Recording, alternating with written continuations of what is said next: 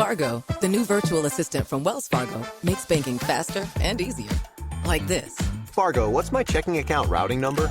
And this. Fargo, turn off my debit card. And this. Fargo, what did I spend on groceries last month? And that's just the beginning. Do you, Fargo? You can. In the Wells Fargo mobile app. Learn more at wellsfargo.com/getfargo. Terms and conditions apply. Your mobile carrier's availability and message and data rates may apply. Wells Fargo Bank, N.A., member FDIC. Ooh, a spicy question. I because love the it. writing is sort of everything, right? Like you can fix plot holes, but if the writing is so some there, readers love that, and some readers are like, "But I wanted more of this." So it's kind of a gamble. Hi, and welcome back to the Right and Wrong podcast. Today's guest is a PR consultant turned historical fiction novelist. It's Suzanne Goldring. Hi, Sue. How's it going? Hi, really nice to talk to you. Now we've got it all sorted out. Yes. We did have some technical difficulties. Thanks so much for coming on and bearing with all of the struggle that it took to get into this call. But we're here now. And for everyone listening, just to give them a little insight into the sort of literature that you write, let's talk a bit about your latest novel, The Girl Who Never Came Back, out August 23rd. Tell us a little bit about it. Right. Yes, it, like all of the novels I've written so far, it is dual timeline. So we've got a present day narrative along with a World War II narrative.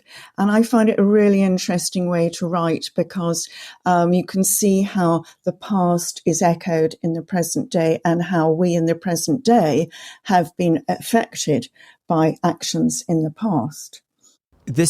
And talking about settings and things like that, this is by no means your first novel set during the Second World War, sort of wartime eras for that matter.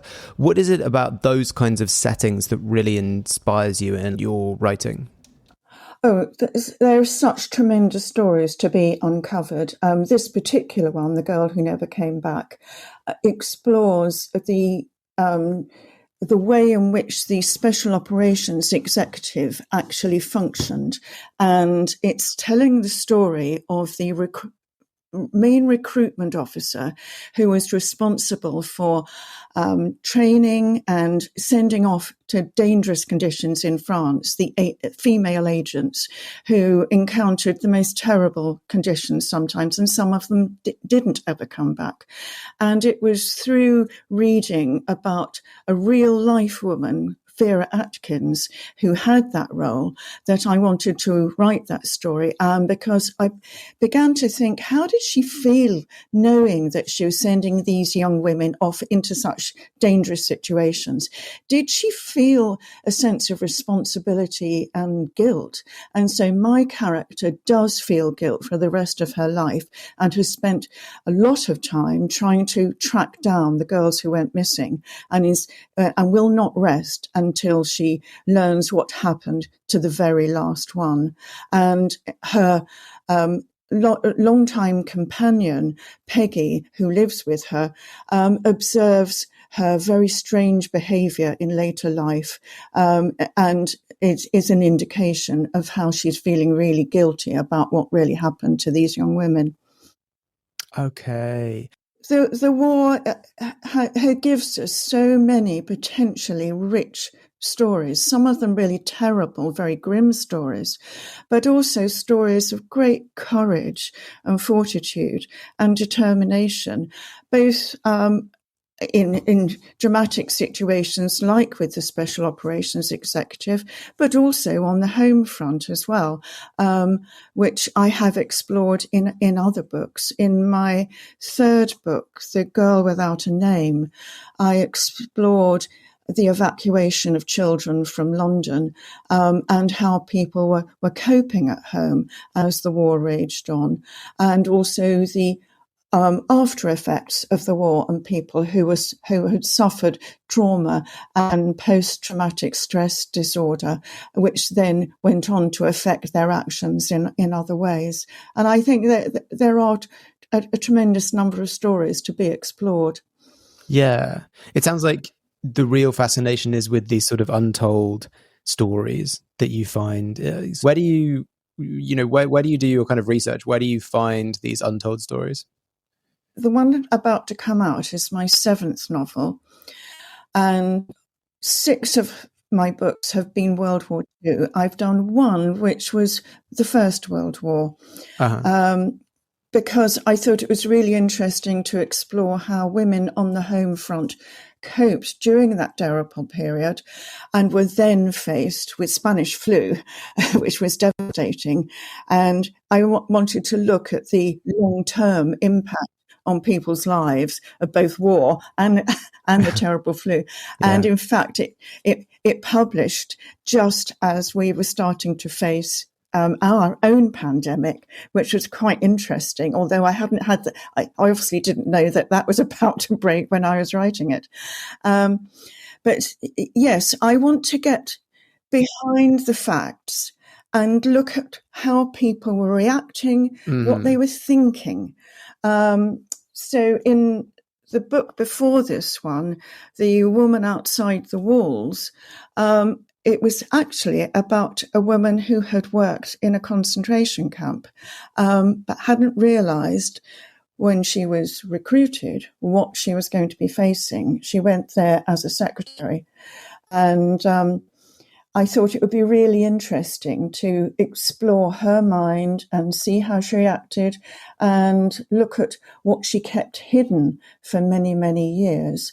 And when I sold that idea to my editor, I said, look, you're not going to be able to call it this, but the concept is the Nazi next door. And within the story, in the present day timeline, this woman's neighbor gradually gets her to talk about her past, not realizing that this woman has actually wanted to keep her past hidden very carefully for many, many years. But it was very interesting to explore how the woman who had been recruited as a secretary coped and how she had hidden it, and how at what point in that job did she realize she was doing was wrong, and that even as a secretary, even she was responsible for the deaths of many people, and that she was a cog in the system.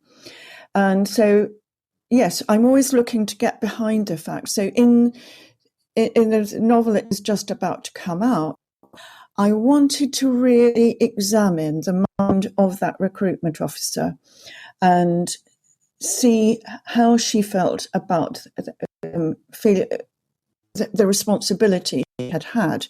And in fact, in books, non-fiction books that I read about Vera Atkins, what came very clear to me was that when she saw those little planes departing from Tangmere airfield, flying into France during the war, she would feel this terrible pang of regret that these girls were going off and might not come back.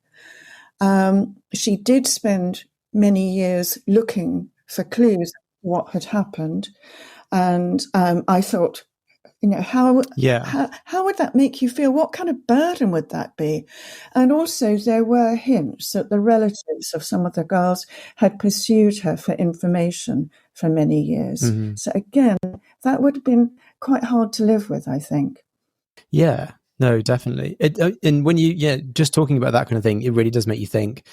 You're right. You're so right. It's so rich that those kinds of wartime settings, they're so rich with like smaller stories that aren't investigated, because we all know the sort of the big battles and the big decisions by the leaders that were made, but you don't look at the individual kind of personal journeys that different people made throughout.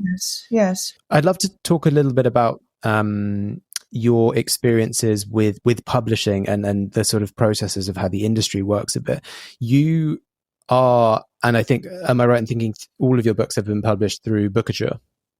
That's right. Yes, they have. I got my break with Bookouture and I'm very grateful to them. I had been trying to get published for about 10 years, probably more actually. And it was my 7th full-length novel that finally got me the break, which had already been rejected by about 30 agents and a number of publishers. So I'm very grateful to Bookouture. So really, Bookouture is my only experience of being published. But they are delightful, they are enthusiastic, they are supportive, they're always available if I want to ask questions. I have a lovely working relationship with my editor where I can challenge suggestions she might make, and we will actually have a constructive discussion about the points she might have about a book. And so I feel that's a really good constructive working relationship, and I feel very, very happy with that. And so I'm just about to publish my 7th book for them. I'm already working on my 8th book, researching it and starting to write it. And there's already been some talk about a contract for another 2 books. So that would be 10 books in all. So I'm going to keep going with it because it's working really well for me. We get the books out quite quickly as well. Hello, this is Ohavia Phillips. And I'm Dennis Reed. And as members of Charlotte's Black community, we're proud to call the Queen City home. And with Charlotte Love Notes, we're sharing our love story and spotlighting the Black-owned businesses that make this city so special. That's right, the restaurants, shops, and more that we love and express the craft and culture of Charlotte's Black community. So head to charlottesgotalot.com to see our love notes and plan your trip. And show your love to the community that inspires us. Yeah, no, that's you're not the first. I've had a few Bookouture authors on the podcast. All of them seem very happy, and I mean, all I hear is praise for the way that the publisher runs and interacts and sort of supports their authors. Yes. Well, I can compare my experiences to those of other people, and I have good friends who are with both bigger publishers like HarperCollins and smaller ones. But I must say that I get lots of help in the whole production of the book, from the initial my editor through structural edits, through the copy edit and the proofing. It's really monitored carefully at every single stage, but in this collaborative way. So they might question something that I've put in, maybe a fact or something, and then I can go back to them and check my facts and make sure it's really good. I get a chance to comment on the audio. I get a chance to comment on the cover and the title. I might not always agree, but I know they know are doing, because their aim is to make the book a success. And then when it finally publishes, they arrange a blog tour with reviewers. And so it gets a lot of coverage straight away. And if together we think we've produced a really good book, and hopefully this next one is going to go down well. The first comment my editor made when I finally submitted, the first word on her assessment was "wow." So I think she quite liked it. So I'm hoping that a lot of other readers will as well. Yeah. So I guess you would recommend Bookouture to people sort of looking to get into publishing and looking for different places to send their manuscripts. It can take a long time with a traditional publisher to actually get that book out and actually see it in print. And I do respect traditional publishing, and I love seeing my books occasionally in independent bookshops as well. But I submitted this new book in March, beginning of March, and it's going to be published August the 23rd. Now, with a traditional publisher, that might not see the light of day until next year. So it's really nice to see the speed with which an actual book can be published. A lot of my sales are on ebook, Kindle, and the remainder on print on demand. But there is a huge market for ebooks. So I appreciate a publisher who really understands that market. Yes, yeah. And as someone who, as you said, you'd sort of been submitting to, I'm guessing, agents and publishers for many years. Is the submission process similar to the rest at Bookouture? It's slightly different in that for literary agents, you normally have to submit, well, whatever they ask for. It might be the first 3 chapters. It might be the first 10,000 words. Respond by giving them what each individual agent is asking for, which is time consuming. You've got to get that document prepared and everything. With Bookouture, you submit the whole thing, and they say on their site they will respond within 3 weeks, and they certainly did. And I've heard of other people who get a very quick response, because it's very hard as a writer to make a submission and just sit there twiddling your thumbs and thinking, well, is anyone going to want to use this? And these days, I began to find that sometimes you wouldn't even get a response from an agent. If you hadn't heard anything after 6 weeks, well, you might as well just assume they'd looked at it once and just thrown it away, deleted it as an email. So it's quite an agonising process submitting. So at least Bookouture let you know really quickly, one way or the other.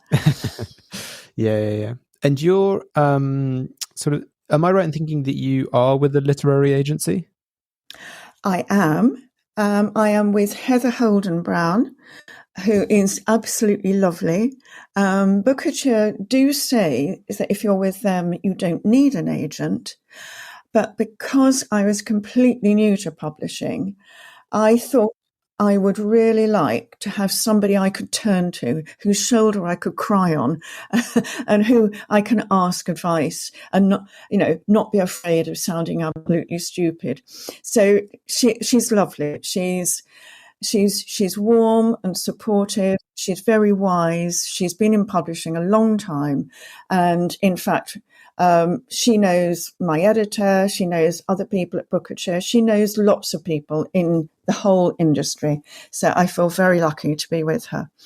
Okay. Did you sign with her after you'd signed with Bookouture, or was it before you'd signed with Bookouture? I have to be honest. I actually signed with her after I'd had the Bookouture offer. Okay. I hadn't yet signed with them. Right. And the sight of this great big long contract sent me into a spin thinking, I want someone to help me. I had already approached Heather previously, and she had liked the sound of it. She said what a good title I had, but she said she didn't have quite the capacity to take on another person. I already knew 2 authors who were with her, but then I went back to her when I got the Bookouture offer. Now, I suppose cynically you're thinking, oh well, of course she took you on because you already got a contract.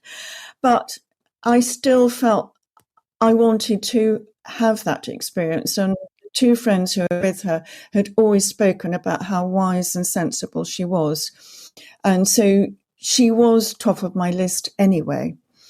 So I was very grateful to be taken on by her, and she continues to be really supportive. So, for instance, with the new book, The Girl Who Never Came Back, I wanted to incorporate quotes from the actual Special Operations Executive Manual, and I had to get permission to do that.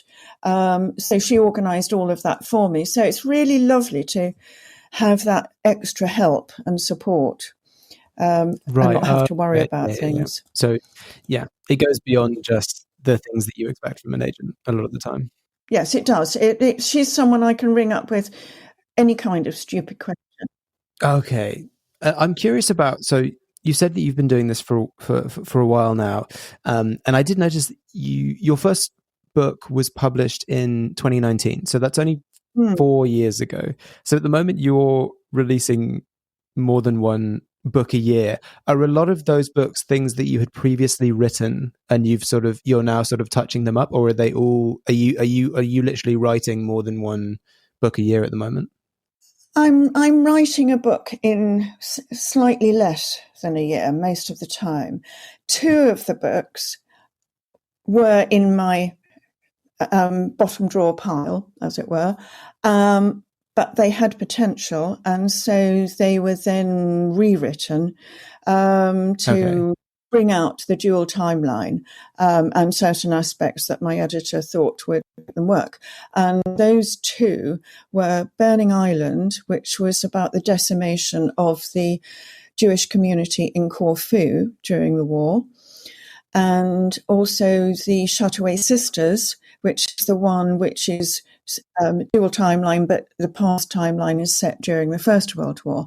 But I did have to extend both of them considerably, so they still required a lot of work. But those were the only two with some historical potential out of my old pile, as it were. Okay.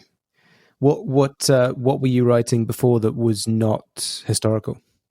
I had written contemporary, and in fact, the first book that Bookouture took, which is called My Name is Eva, I hadn't even thought of it as a historical novel, and I certainly hadn't thought of myself as a historical novelist. My Name is Eva just happened to be about an elderly lady living in a care home trying to keep her secrets hidden. And in order to help the reader understand the depth of the secrets she had and the enormity of them, I had to go back into the past, as well as writing about this old lady's reactions to people around her, encouraging her to tell them things in the present day. So yes, I hadn't even thought of myself as a historical novelist, but now I am, apparently. Big surprise. Yes, here we are. Amazing. Well, that almost brings us to the final question of the interview, which we'll get onto in a sec. But before I do, I did just want to ask, as someone who you've been trying to break into publishing for a long time, and you have since broken in, and you now have 6 novels out, 7th on the way. Very exciting. Congratulations. What advice would you give to people who are on that kind of same journey that you were on for a long time, trying to break into publishing and just sort of hitting that wall? I would say never give up, and it's never too late, because My Name is Eva published only a couple of weeks before my 70th birthday. And I had been trying for a long time after a previous career. And for some women who've had a career and brought up families, later in life is the first time they get a chance to do something they've always wanted to do. And I would say, yes, definitely, never give up. And keep writing. My husband used to say to me, why are you writing another one when the first one hasn't been accepted? And I would just say, but I love doing it. I find uncovering stories and having that adventure of developing a story so exciting. And I still do. I'm uncovering really interesting aspects about the Kindertransport at the moment for the book that I'm next planning, which is going to be a pivotal role of the Quakers in making sure that the Kindertransport, which saved the lives of 10,000 children, actually happened. Wow. Yeah, I mean, it's one of the best pieces of advice that I think people give is I do often hear never give up, just persevere, keep going, but also enjoy what you're doing. You know, if you're not enjoying it, maybe you need to rethink your approach, because if you're not enjoying it now and you get signed, you're going to have to keep doing this thing you're not enjoying. So Yeah. I think enjoying it is really, really important, and find ways to have fun with your writing and link up with other writers. And I'm linked into 3 really, really supportive groups, and we share each other's work and talk about it and try and work out all the problems that are involved. And that makes it really fun and really helps you to keep going. And when you have disappointments, they're the ones who are going to pick you up and help you to keep going. But yes, I really, really enjoy it. I don't always enjoy, negative reviews, which happen from time to time, even if your book is successful. But, you've got to just take it on the chin. Yes, you can't please everyone. And that, I think, brings us on to the final question, which, as always, is, Sue, if you were stranded on a desert island with a single book, which book would it be? Right. Well, I knew what I was going to say the minute I saw that question, actually. I half wondered whether I should take War and Peace just because it's really long. But my go-to read at times of stress and at the time of the first lockdown, actually, was Rebecca by Daphne du Maurier. And my reason for that is it's not just that it is a great story and I've enjoyed rereading it a few times, but it is a masterclass in how to have a suspenseful, thrilling story. And so I think every writer can learn from reading Rebecca. Yes, you're not the first person to have chosen Rebecca. Great praise for that book throughout. Yeah, I mean, I've also had previous discussions with authors about the film adaptations, which are not as highly rated. But yes, excellent choice. A brilliant book to take with you to the library. Well, thank you so much, Susan, for coming on the podcast and telling us all about your writing and your books and your journey through publishing with Bookouture. It's been awesome chatting with you. Thanks. Well, thank you very much for inviting me. Thanks so much. You're so welcome. And for anyone listening, if you want to keep up with what Susan's doing, you can follow her on Twitter at Suzanne Goldring, or on Facebook, also Suzanne Goldring. And to make sure you don't miss an episode of this podcast, follow along on Twitter, Instagram, TikTok, and Facebook. Oh, I should say X, whatever we're calling it now. You can support the show on Patreon. And for more Bookish Chat, check out my other podcast, The Chosen Ones, and Other Tropes. Thanks again to Susan, and thanks to everyone listening. We'll catch you on the next episode. Fargo, the new virtual assistant from Wells Fargo, makes banking faster and easier. Like this. Fargo, what's my checking account routing number? And this. Fargo, turn off my debit card. And this. Fargo, what did I spend on groceries last month? And that's just the beginning. Do you, Fargo? You can. In the Wells Fargo mobile app. Learn more at wellsfargo.com/getfargo. Terms and conditions apply. Your mobile carrier's availability and message and data rates may apply. Wells Fargo Bank, N.A., member FDIC.